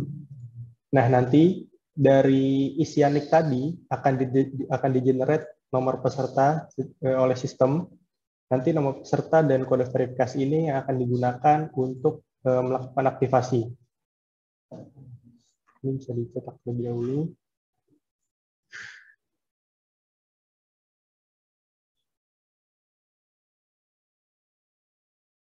Kemudian untuk cara aktivasinya, ini bisa pilih di salah satu jalur, kemudian klik daftar. Ini bebas di jalur manapun bisa untuk aktivasi.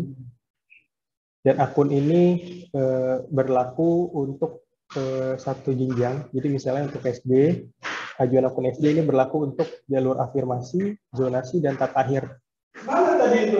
Jadi sekali melakukan pengajuan akun, dia bisa langsung mendaftar, bisa digunakan untuk mendaftar di afirmasi, zonasi, dan tata akhir. Kecuali PTO. Karena untuk PTO ini mekanisme pendaftarannya berbeda.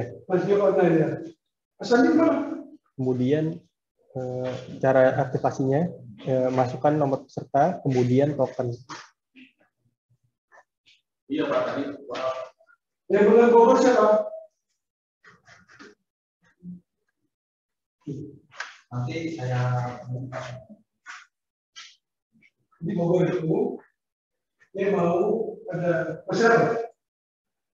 Oke, nah kemudian input token. Nanti setelah input token ini ada mekanisme untuk membuat password.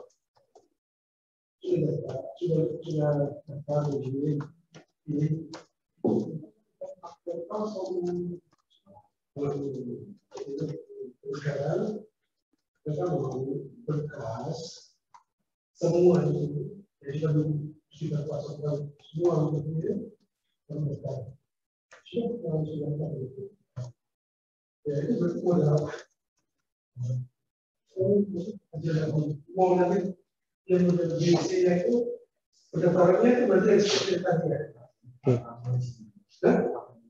Kemudian tahap selanjutnya itu tinggal pilih sekolah. Cuman ada sedikit perbedaan untuk jalur afirmasi inklusi. Jadi untuk jalur afirmasi inklusi ini perlu melakukan unggah berkas terlebih dahulu.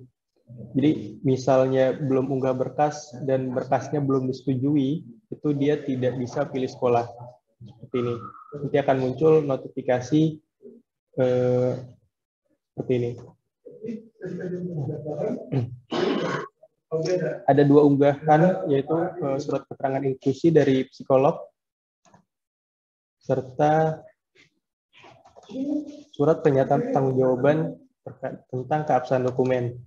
Nah, untuk formatnya nanti ini akan di-share atau dimuat di dalam situs publik, nanti ada di menu aturan. Jadi nanti bisa diunduh untuk kemudian diisi, nanti kemudian diupload. Kemudian unggah berkas. Nanti setelah diunggah, tandanya seperti ini. Jadi sudah ada muncul 2 listing unggahan seperti ini dan bisa di-preview unggahan berkasnya.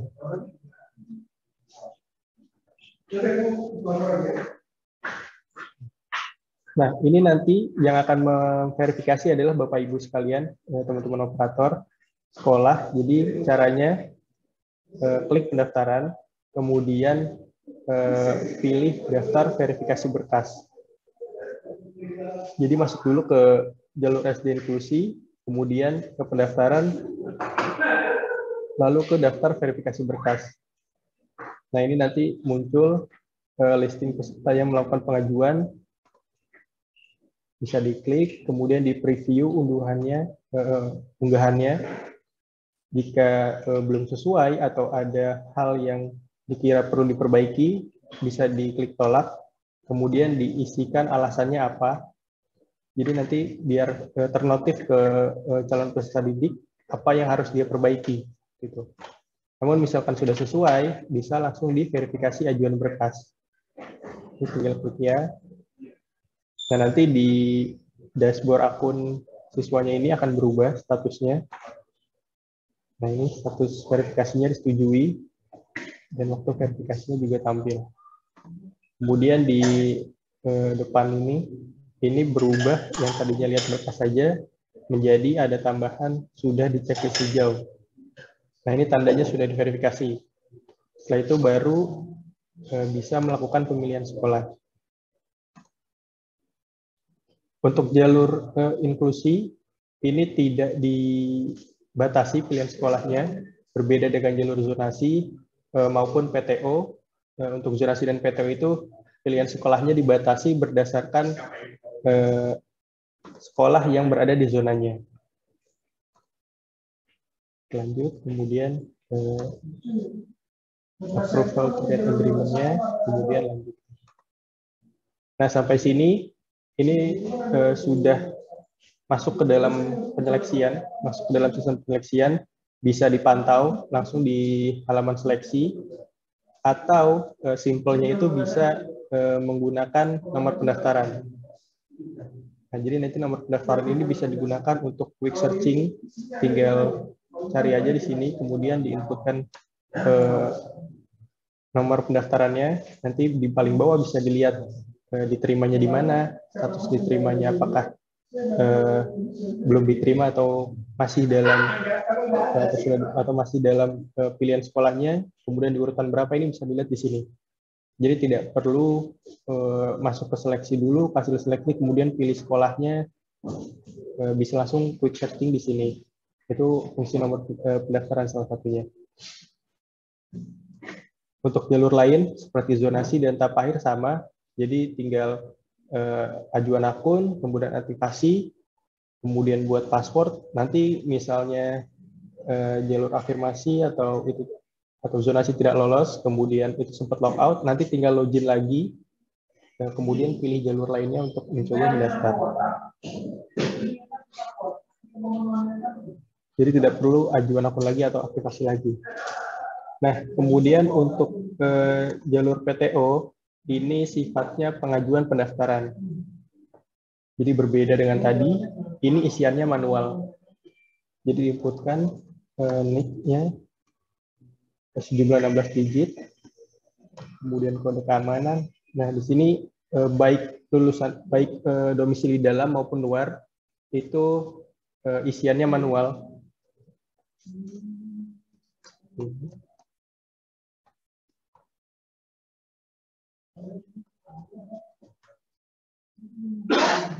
Kemudian untuk alamat siswanya ini yang diisikan adalah domisili harus dalam DKI. Jadi misalnya domisilinya di luar DKI, berarti yang diisikan adalah yang sesuai dengan SK domisilinya.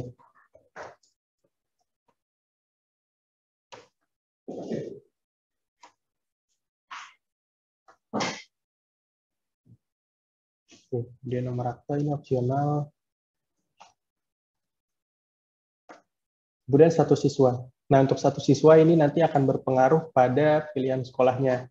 Jadi, misalnya bukan anak guru, ini dia bisa memilih 3 sekolah, sedangkan untuk anak guru hanya diperkenankan mendaftarkan pada 1 sekolah saja. Nah, kemudian ini ada unggahan lagi. Nanti untuk unggahan SK keterangan domisili ini akan dihilangkan untuk siswa anak guru. Jadi, nanti untuk anak guru hanya mengunggah KK serta surat SK pengangkatan guru.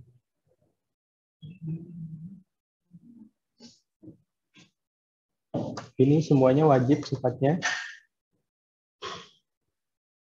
Dan untuk unggahannya itu bisa berformat JPG, JPEG, PNG, dan PDF. Dengan maksimal size-nya 1 MB. Kemudian lanjut. Nah, untuk PTO ini ada batasan pilihan sekolah sesuai dengan domisilinya. Kemudian misalnya untuk anak guru, nanti misalnya dia pilih lebih dari 1, nanti akan ada notifikasi seperti ini. Anak guru hanya bisa memilih 1 pilihan sekolah. Kemudian lanjut, masuk ke halaman review. Dicek data tadi isiannya apakah sudah sesuai atau ada typo atau ada yang belum sesuai atau belum terisi.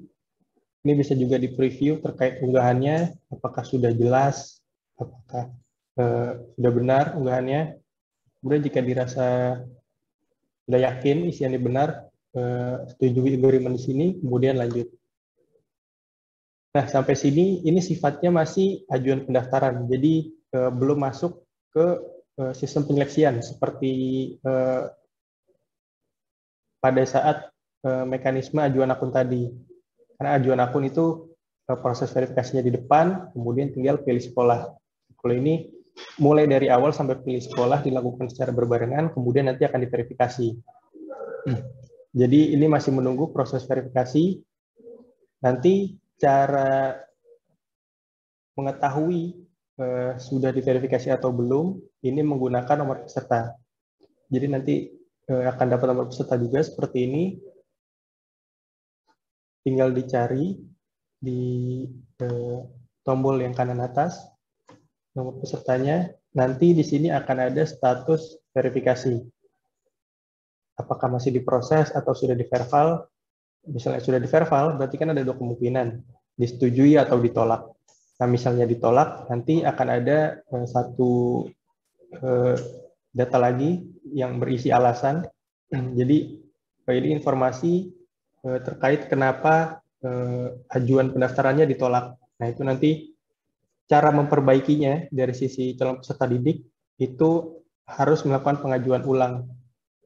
Jadi, balik lagi ke awal, ke menu daftar, diinputkan lagi NIC-nya, kemudian diisikan lagi manual seperti tadi dari kosongan, kemudian nanti akan diverval ulang. Itu.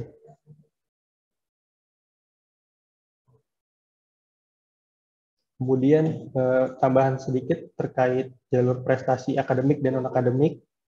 Jadi seperti yang tadi disampaikan Mas Marta, bahwa baik akademik maupun non-akademik itu variabelnya tetap sama, ada 5 variabel. Cuman yang membedakan sampai jadi nilai akhir seperti ini, itu ada di persentase bobot tiap jalurnya berbeda. Jadi untuk prestasi akademik itu untuk rata nilai rapor itu dibobot sebanyak 30%, persentil nilai rapor 30%, prestasi akademik 30%, prestasi non-akademik 5%, dan persentil non-akademik 5%. Nah, jadi misalnya lebih tinggi di rata nilai rapor, dan prestasi akademik, ini silahkan mendaftar di jalur prestasi akademik. Karena bobot tertingginya ada di 3 poin ini. Nah, sedangkan untuk prestasi non-akademik, itu bobotnya sedikit berbeda, variabelnya tetap sama, ada 5 variabel yang tadi, cuman pembobotannya berbeda. Di sini rata nilai rapor 10%, persentil nilai rapor 5%, prestasi akademik 5%, kemudian prestasi non-akademik dan persentil non-akademik ini masing-masing 40%. Nah, jadi kalau data nilai prestasi non-akademik maupun persentilnya lebih tinggi, nah ini lebih baik mendaftarnya di non-akademik. Ya, mungkin itu yang bisa saya sampaikan. Nanti misalnya ada pertanyaan bisa ditanyakan pada saat sesi tanya-jawab. Kurang lebihnya mohon maaf.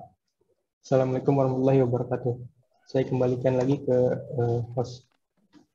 Baik, terima kasih Mas Difaf dan Pak Marta yang telah memberikan paparan terkait penerimaan peserta didik baru online tahun pelajaran 2021-2022. Baiklah Bapak dan Ibu, selanjutnya kami berikan kesempatan kepada Bapak dan Ibu untuk bertanya terkait paparan yang tadi telah dijelaskan dari tim teknis PT Telkom dan juga tim teknis PPDB Pusdati Komdik. Di sini telah masuk lewat chat yang sudah ada 4 orang yang telah bertanya.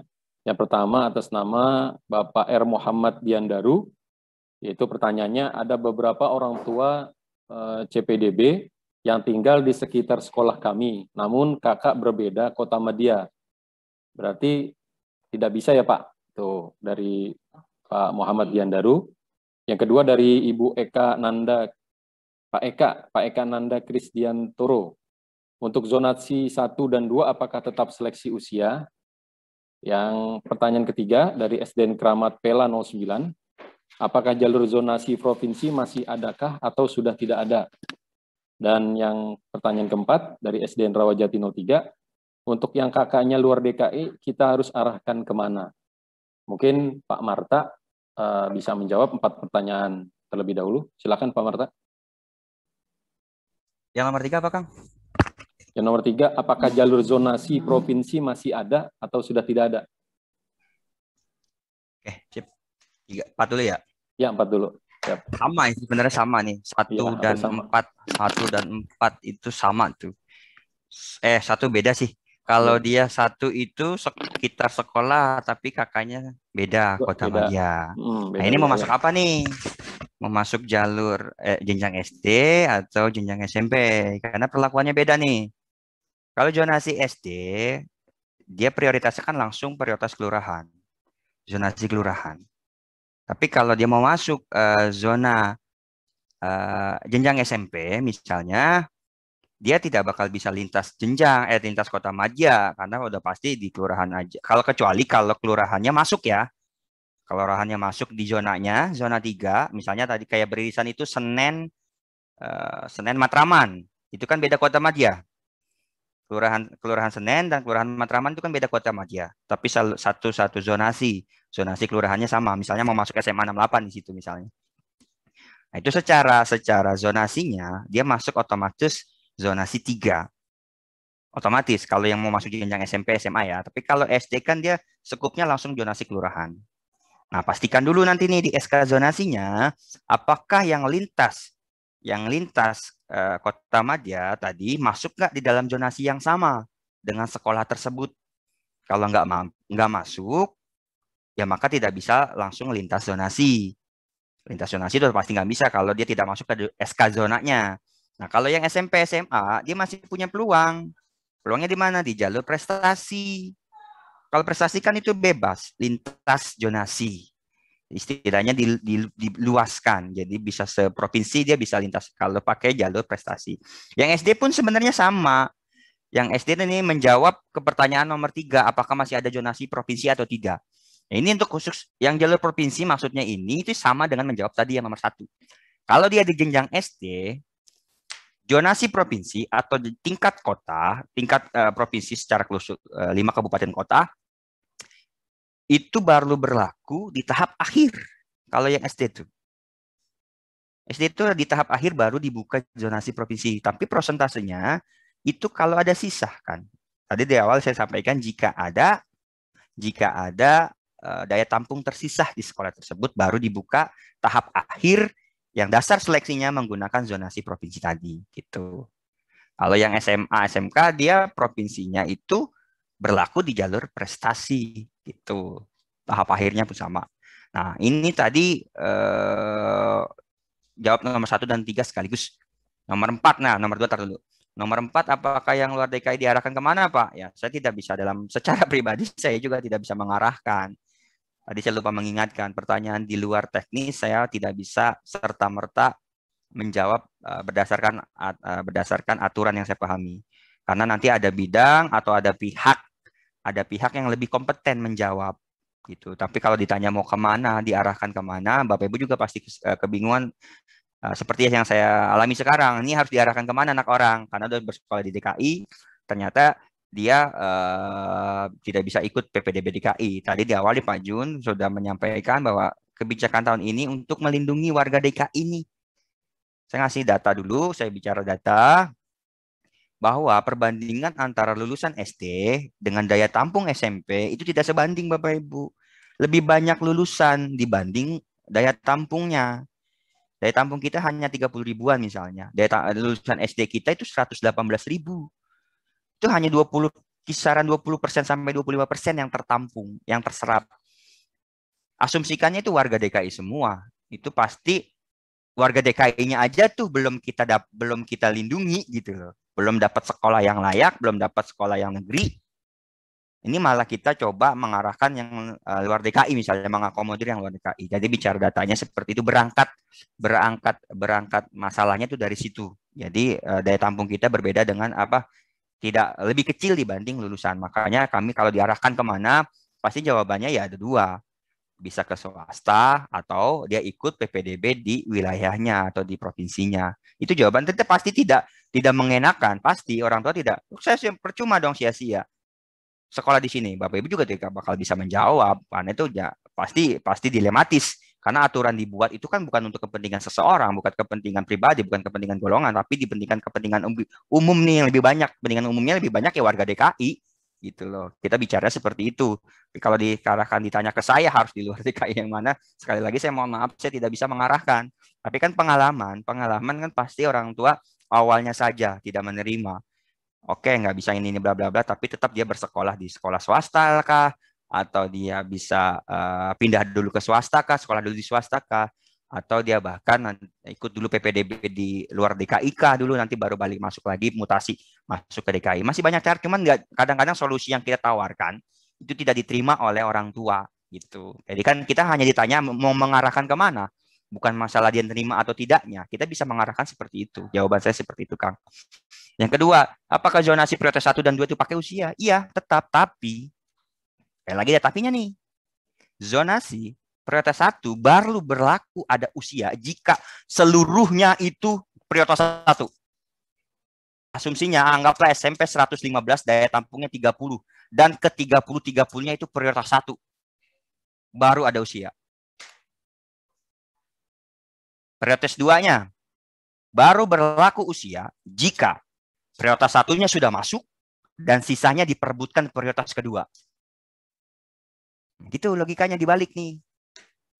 Prioritas 1 itu baru berlaku seleksi usia jika seluruh daya tampung zonasi diperebutkan oleh prioritas 1. Kalau masih ada daya tampung sisa, dia nggak pakai usia. Ya, kita pakai analogi lagi. SMP 115, daya tampungnya 30. Ternyata prioritas pertamanya hanya 10 orang. Yang 10-nya masuk nih. Yang 20-nya baru diseleksi. Gitu. Misalnya 20-nya, ternyata 10-nya prioritas kedua nih. Masih ada sisa 10. Yang prioritas pertama masuk, prioritas keduanya masuk. Nah, yang prioritas ketiganya nih baru diseleksi usia. Enggak serta-merta prioritas 1 dibanding prioritas 1. Prioritas 2 dibandingin prioritas kedua. Enggak.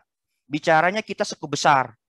Bicaranya satu kesatuan yaitu melalui zona daya tampung zonasi. Tidak berdiri sendiri prioritas 1 punya sendiri kuotanya, tidak berdiri sendiri prioritas kedua punya kuotanya, tidak berdiri sendiri prioritas ketiga punya kuotanya, enggak.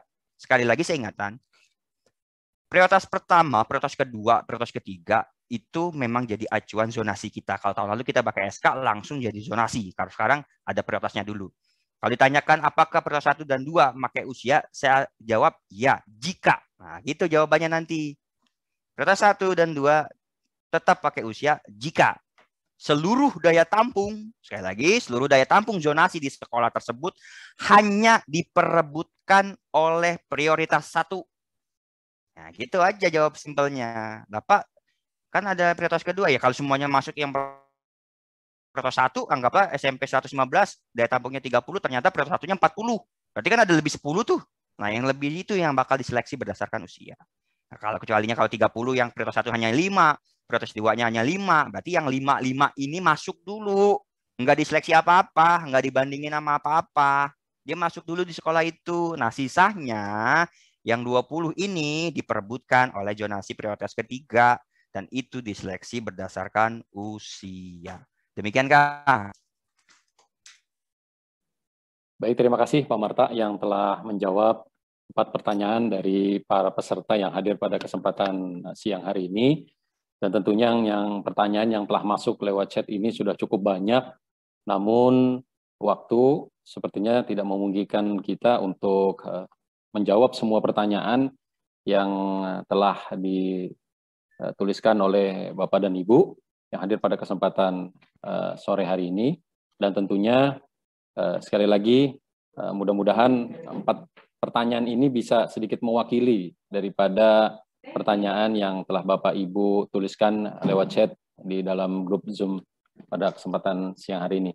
Dan tentunya kami mengucapkan banyak terima kasih atas kesediaan dan kehadiran Bapak Ibu para operator SD di tingkat wilayah Jakarta Selatan dan Jakarta Pusat untuk hadir dalam acara sosialisasi peningkatan pemahaman penerimaan peserta didik baru online tahun pelajaran 2021-2022.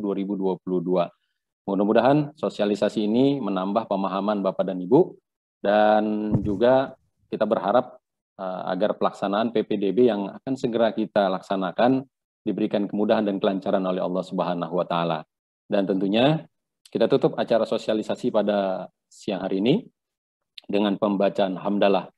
Alhamdulillahirabbil alamin. Sekian dari saya. Assalamualaikum warahmatullahi wabarakatuh. Sekian dari saya, kurang lebihnya mohon maaf. Wassalamualaikum warahmatullahi wabarakatuh. Assalamualaikum. Pamit Bapak Ibu ya, saya sambil baca-baca nih. Nanti kalau ada yang itu bisa japri nggak masalah. Japri aja nanti insya Allah kalau masih bisa saya jawab karena ada beberapa yang urgent sebenarnya kayak yang luar DKI ya, luar DKI itu pasti tidak bisa ikut apa-apa ya. Terus yang nama kandung Dapodik itu nanti itu karena kemarin pas pemetaan kita upload ke Dapodiknya salah flagging tuh, harusnya nama ayah bukan nama ibu, itu gampang, itu masih bisa. Siapa lagi nih? Siswa PDK langsung masuk ke Dapodik ya, bisa kita pastikan bisa masuk langsung ke Dapodik. Nah, mau tanya kalau DKI tapi lulusan Tangerang, nah itu bisa ikut pra-pendaftaran, bisa ikut pra-pendaftaran. Kalau masuk SMP dapat dari mana ya? MTS kita tidak bisa jawab karena punya sistem sendiri. SMP bisa. Kakak Jakarta mau masuk ya sama pra-pendaftaran ya, sama ini sama secara sistem bisa jawab sih sebenarnya, tapi waktu juga yang memisahkan kita. Tapi kalau Bapak Ibu nanti itu saya bisa jawab lewat Japri, kalau Japri bisa ya nanti insya Allah saya jawab. Terima kasih. Mas. Terima kasih Bapak dan Ibu semua yang telah bergabung pada kegiatan siang sampai sore hari ini. Saya dan operator yang bertugas pada kegiatan hari ini izin untuk menutup. Semoga sehat selalu dan baik.